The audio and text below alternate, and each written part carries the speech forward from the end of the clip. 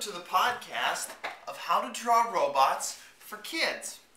Now, when you go to draw robots, there's a whole bunch of different types that you can do, and it's really easy. Anybody can draw a robot. So what you'll need is maybe a pen or a pencil or a marker or maybe some crayons, whatever you want to use, and some paper.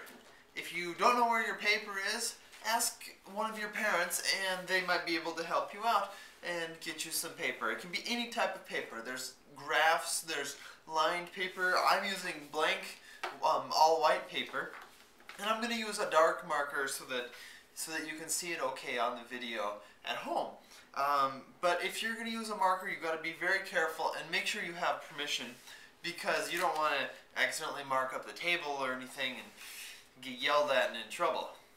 But that's no fun. Let's talk about fun stuff. Let's talk about drawing robots. Now, there's a lot of different types of robots you can draw, so you have to think, you have to say, what do I want my robot to do? And myself, I want my robot to chop wood. So the first thing that I'm going to do is I'm going to draw an axe hand for him.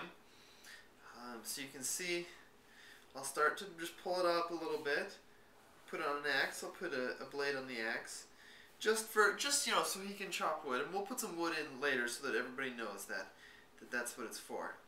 And we'll put in the top of it, and so as you can see, we've got his first robot axe hand. Now that's just there in the middle of nowhere, so we've got to make a robot. So first we'll have to have something to hook on to the axe hand. So how about a robot body? So I've started to make a square, and squares are the easiest type of robots to draw, but you can draw whatever type of robot you want. You know, you could do circles or egg-shaped or whatever. There's just so many different robot types.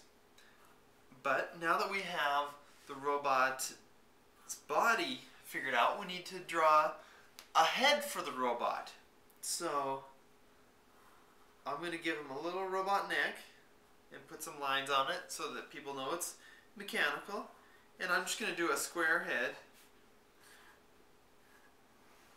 Actually, it looks like I maybe made his head a little bit small here today, but that's okay because this is my robot and I want a robot with a small head. And in order to see where he's going and what he's going to chop, you have to put some robot eyes in. I'm putting square eyes in because that's just how the sheet metal that made his robot face was cut. So I'll do that. Now, robots don't have lips like you and me, so when you draw a robot mouth, which is what I'm going to do next, you have to draw it mechanical, sometimes maybe squiggles, because it's electric signals, but I'm going to draw a square. So, as you can see, that's my robot so far, and it doesn't quite look like he's smiling, but robots, like I said, they don't have lips and they don't have muscles inside of their face, so they can't smile like you and me. But that's okay because they're just fine. So now I'm going to make a little bit of room for his arm so he can move it, so I just drew in the shapes around it. And on his other arm, he's going to have just a regular arm with a clamp on it. That way he can pick up wood and stack it up because his other arm is a chopping arm.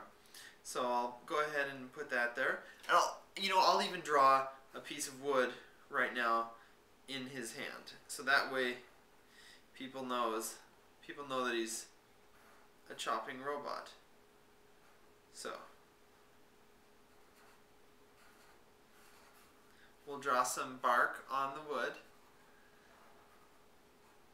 and over here on the other side, just to give it a little bit of character, I'm going to draw a stump.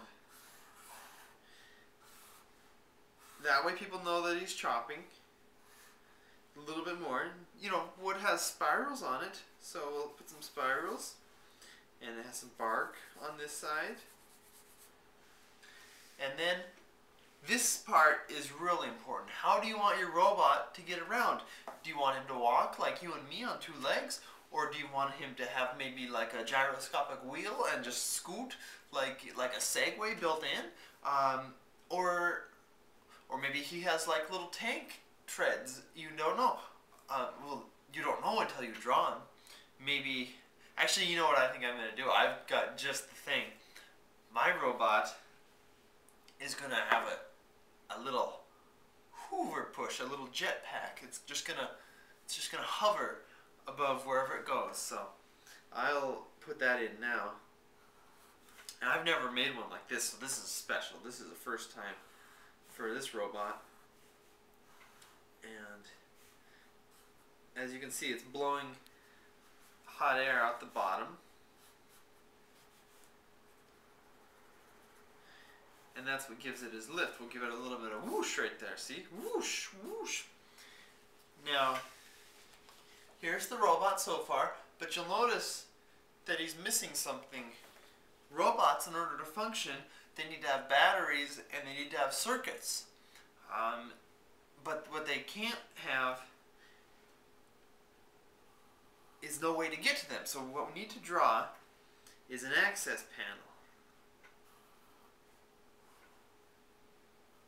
Okay, so there's mine. It's just a little door, and you can see there that there's a little knob that you can pull and open it up just like regular cupboards. Maybe I'll draw some hinges on it. And, oh, you know what? Since he's floating, we need to make sure that he can know where to go, where to stack all of this lumber that he cuts. So I'll go ahead and on the top of his head, I'll put a little antenna there. And now he's got his antenna. So when he's sending signals and receiving signals, we can symbolize that by using little lightning bolts. That way people know the power is going in and out. Now, we hear signals too, and we can sense them in different ways, but usually it's bad if people have lightning bolts coming in and out of them. And that's the shocking truth. So, I hope that your robots are going well. Whoops, I just messed up on that lightning bolt a little bit, but maybe that's a little bit more powerful signal. And this is today's robot, and you can certainly make any robot that you want. And think of different types of functions. Maybe it has a vacuum arm so that you don't have to vacuum. You know, moms always like vacuum, and you're like, well, I'll just make this robot to do it for me. And the same thing, maybe a robot to make your bed, maybe one to fluff your pillow or tuck you in or something like that. And that way, if you wanted to take a nap at any time, you know, you don't have to wake up mom or dad and have them tuck you in. You could just do all sorts of things. I like to draw robots with wheels because they can zip around really fast. But you know, now it's your turn to draw a robot, and let me know, what can your robot do?